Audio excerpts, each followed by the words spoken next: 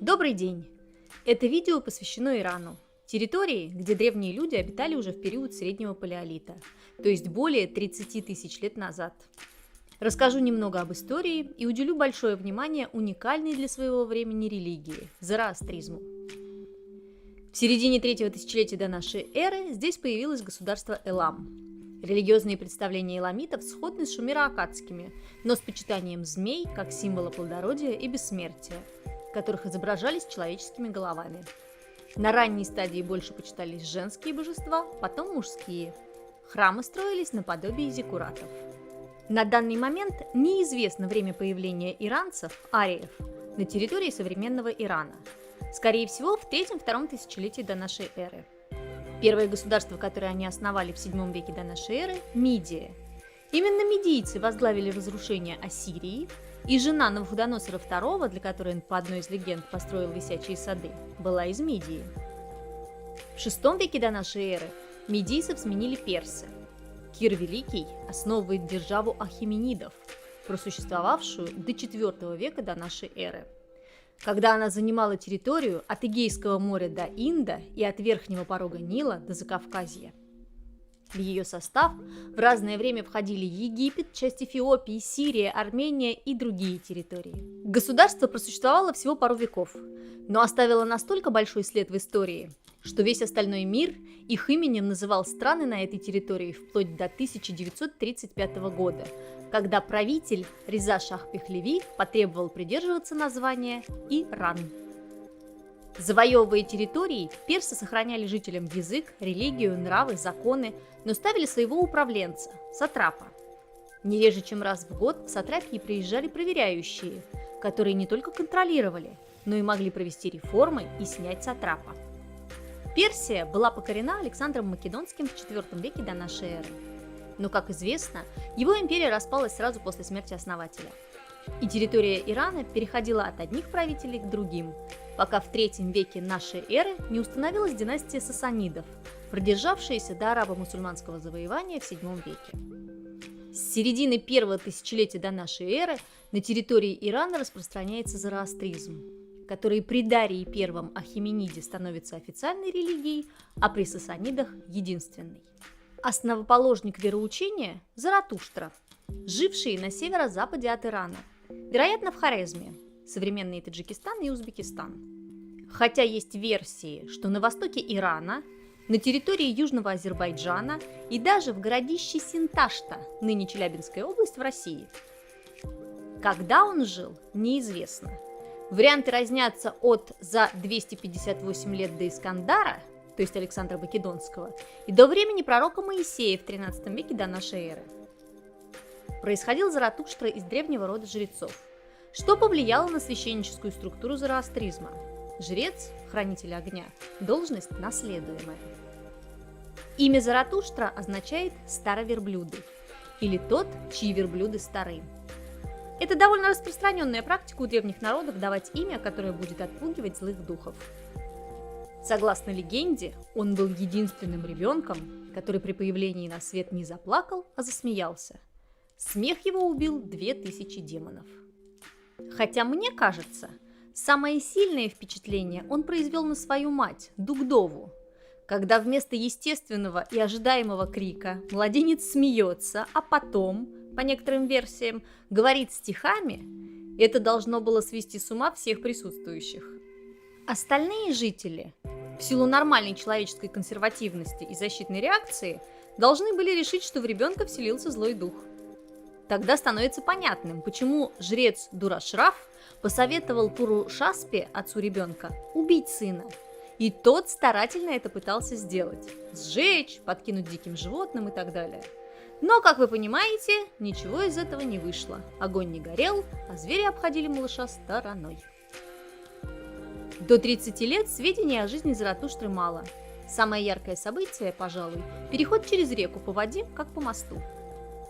И с рекой же связано самое главное событие его жизни – встреча с богом Ахура Маздой, которая случилась после того, как Заратуштра забрался в середину реки, чтобы набрать воды для обрядового напитка. Выйдя на берег, он был в состоянии ритуальной чистоты. К нему явилось существо в сверкающих одеждах и отвело к еще 6 существам. чей свет был настолько ярким, что Заратуштра не видел своей тени. Среди них и был Ахура Мазда, мудрый бог, творец мира, который назначает Заратуштру пророком. Однако в ближайшие 10 лет его проповеди безуспешны. Он скитается, пока не приходит ко двору правителя Кави Виштаспы. Там сначала поклонницей Ахуры Мазды становится жена правителя, а потом и он сам. Жизнь Заратуштры меняется. Он женится дважды, а по некоторым версиям трижды. Сначала на вдове, а потом на девственницах. 3 его сына становятся прародителями 3 сословий – жрецов, воинов и крестьян. Умирает пророк от удара кинжалом в спину, от жреца конкурирующей веры во время молитвы в возрасте 77 лет. Так что же такого особенного в зороастризме? Начну с того, что это религия, в которой всего 2 бога. Конечно, по сравнению с реформой египетского Эхнатона их много. Но если сравнивать с многобожием всех остальных, явное отличие. Эти боги – антагонисты, противники. Причем не в рамках природных явлений, как Азирис – бог плодородия и его брат Сет – бог пустыни, а в рамках морально-нравственных установок. Один – Ахура Мазда – добрый, другой – Ангроманью – злой. Такое случается впервые. Боги Египта, Месопотамии, Греции, Рима и других древних культур не добрые и не злые. Бог морей Посейдон может послать спокойное море, а может и бурю, зависит от настроения. Все они просто выполняют свои функции. Тот же Сет, как бог пустыни, палит солнцем, иссушает, сжигает все живое не по злобе. У него такая обязанность. Силы Ахура Мазды и Ангроманьи равны, в отличие от христиано-мусульманской традиции, где противник Создателя – это его творение, и он слабее. Важными кирпичиками зороастризма являются вера в мудрого бога Ахура Мазду и в его единственного пророка Заратуштру. Не знаю, как вам, а мне в глаза бросается сходство с исламской формулой «нет бога, кроме Аллаха, и Мухаммед – пророк его». Но вернемся к братьям-антагонистам. Каждый из них создает себе помощников.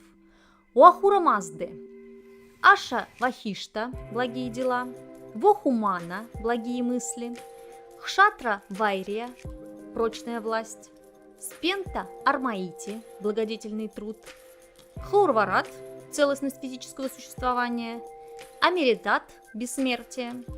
Все 7 вместе называются Амеша Спента. Ангроманью создал триаду девов-помощников: Друдж – злые слова, Айшма – злые дела, Акамана – злые мысли. Как вы видите, сверхъестественных персонажей получается больше, чем 2. Но по некоторым версиям это не боги и вообще не самостоятельные существа, а проявление 2 главных богов. Примерно как в христианстве Бог-Отец проявляет себя через Бога-Сына. Надо сказать, что дуализм зороастризма не строгий, то есть богов на самом деле не 2, а больше. Есть Митра, древнее индоиранское божество, которое следит за выполнением договора, поскольку одним из самых страшных преступлений считается нарушение договора. Рашну, бог праведности и правосудия. Сраоша, божество религиозного послушания и порядка. Он помогает людям избежать заблуждений и ограничивает от ложных помыслов. Оберегает их от злых духов. Они не входят в Амешу Спенту, но тем не менее присутствуют в зороастризме. Хотя, с другой стороны, каждого из них можно трактовать не как бога, а как абстрактное понятие – договор, праведность и послушание. В отличие от греческого Зевса, ведического Индры, славянского Перуна, Ахура Мазда не громовержец. Он жрец, создающий мир силой мысли. И жертвоприношения ему нужны подобные. Никаких кровавых жертв. Только 2 варианта подношений. Первое – чисто духовное, 5-кратная молитва Гахи. Хаван Гах произносится в период от рассвета до полудня, Рапитван Гах от полудня до 3 часов пополудни, Узырин Гах от 3 часов пополудни до заката, Ависрутрим Гах от заката до полуночи, Ушахин Гах от полуночи до рассвета. Второе подношение – смесь молока, воды и сока хаомы. Последний, вероятно, получали из кустарника эфедра, или, как его еще называют, хвойник. В представлениях зороастризма хаома – это дерево с семенами всех растений. Оно растет на берегу озера Барукаша, в которое впадают две реки, у подножия гор Хараити с вершиной Хара. На дерево садится птица Сен-Мурф и рассыпает семена в озеро. Из озера пьет звезда Тиштрая и приносит на землю дождь и семена. Вокруг Земли вращаются несколько поясов света. Орбита звезд – свет благих слов, Луна – свет благих дел, Солнце – свет благих мыслей и Ахура Мазда с его помощниками – бесконечный свет. Поэтому смесь из сока хаомы с добавлением воды и молока была священной. Этим составом совершали возлияние огню только жрецы во время специального обряда. Огонь считался главной стихией, его постоянно поддерживали жрецы в храмах, а последователей Заратуштры из-за этого называли огнепоклонниками. Хотя это неверное название, так как огонь – лишь образ Ахура Мазды на земле. Сами себя они называли благоверными, а свою веру – благой. Но вернемся к богам. В процессе творения так или иначе участвовали оба брата. Ахура Мазда создает 16 стран добра. Ангра Манью насылает на них пороки. Первая прекрасная страна – Арьян Веджа у реки Даитья. Для нее Ангра Манью создал рыжеватых змей и зиму. Она считается прародиной ариев и локализует ее в разных местах. Либо это Хорезм, либо местность на берегу Аракса, либо область междуречья Амударии и Сырдарьи, либо южно-русские степи и даже крайний север. Другая страна – Гава, страна коров, говядина от корня гав. Ее размещают в Сагдиане, между Амударьей и Сырдарьей. Для нее злой бог придумал вредоносных мух, зло жалящих и губящих скот. Третьей стране, Моуру, Ангра Манья пожаловал греховные похоти. Возможно, это Мерва, один из древнейших городов Средней Азии на территории Туркменистана. Подобные подарки достались и остальным 13 странам. В противовес чистым ахурийским животным Ангра Манью создают волков, драконов и других, порождает грехи, чародейство, колдовство, болезни и старость. На заре времен Ахура Мазда создал первочеловека Гаямарта. Ангра Манью убил его и тем самым создал смерть. Из семени первого человека, упавшего на землю, через 40 лет вырос ревень, а через 15 лет он превратился в первую пару людей – Мартья и Мартьянак, которые сначала признали Ахура Мазду благим творцом, а потом злой дух совратил их, и они перешли с воды на козье молоко, потом пожарили мясо убитого им овна, разведя огонь трением, а из шкуры сделали одежду. Братья соперничают за каждую душу, ведь согласно зороастризму, человеку предоставлен свободный выбор между благими и злыми мыслями, словами и делами. В конце времен ожидается последняя битва, исход которой определит количество бигдинов, благоверных последователей благой веры, и сторонников Ангра Манью. Нет, конечно, запланирована победа Ахура Мазды, но посудите сами, зачем тогда битва? Уничтожили бы грешников сразу. После окончательной победы над воинством Ангра Маньи все люди будут воскрешены для огненной Ордалии. Они пройдут через поток расплавленного металла, в котором сгорит все зло. Как вы понимаете, для праведников эта процедура будет приятной, а грешники уничтожатся. После этого мир вернется к совершенству. Важная составляющая финального аккорда – специальный человек – Саашьянт, спаситель. Заратуштра – потомок Гаямарта, а Саашьянт – сын Заратуштры, который родится в конце времен. Как такое возможно? В некоем озере хранится семя пророка. В нужное время девственница искупается и родит спасителя. По другой версии, Саашьянтов будет трое, и явятся они миру с перерывом в 1000 лет. А Сраоша, которого я уже упоминала, как посланец благих вестей Ахура Мазды раскроет спасителю тайные откровения. Души людей ожидает не только страшный суд в конце времен, но и индивидуальный сразу после смерти. Прежде чем рассказать о нем, несколько слов о теле.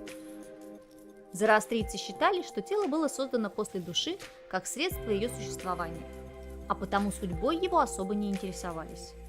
Однако поддерживать чистоту при жизни было обязательным.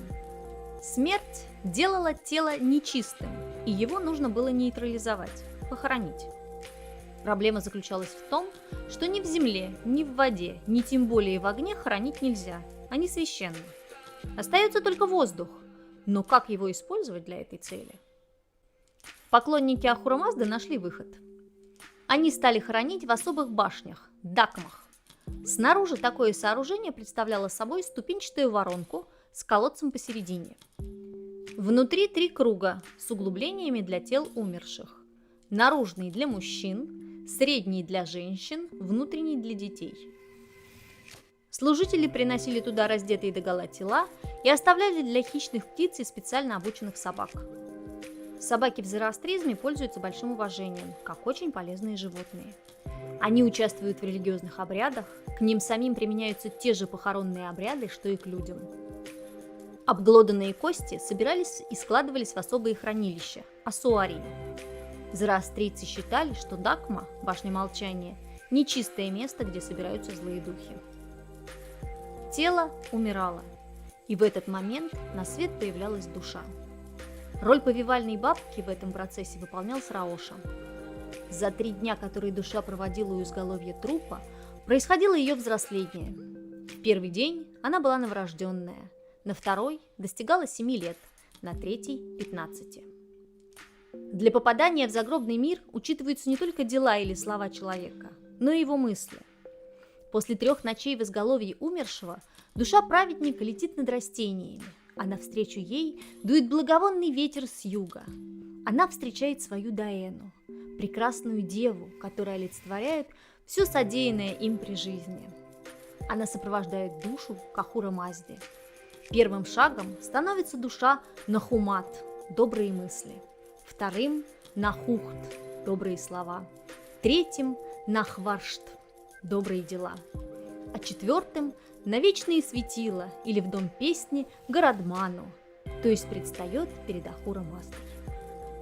Каждому человеку еще при жизни один из девов, Астравидат, набрасывает на шею петлю, избавиться от которой способны только праведники. Проклятая душа тоже проводит 3 ночи около головы грешника. На утро 4-го дня стягивает ее оттуда за петлю на шее дев Визареша. Она пролетает над ужасами и вдыхает зловонный ветер, дующий с северной стороны. Потом встречает свою Даэну в образе старухи отвратительного вида, которая сопровождает Кангра-Манья. Первым шагом душа грешника становится на Душмат – злые мысли. Вторым – на Дужухт – злые речи. Третьим – на Дужварешт – злые дела. А 4-й приводит ее в беспредельный мрак – в дом лжи Друджа-Дману, Кангра-Маньи. По другой версии, душа направляется к мосту возмездия Чинвату, перекинутому через водную преграду, разделяющую царство живых и мертвых.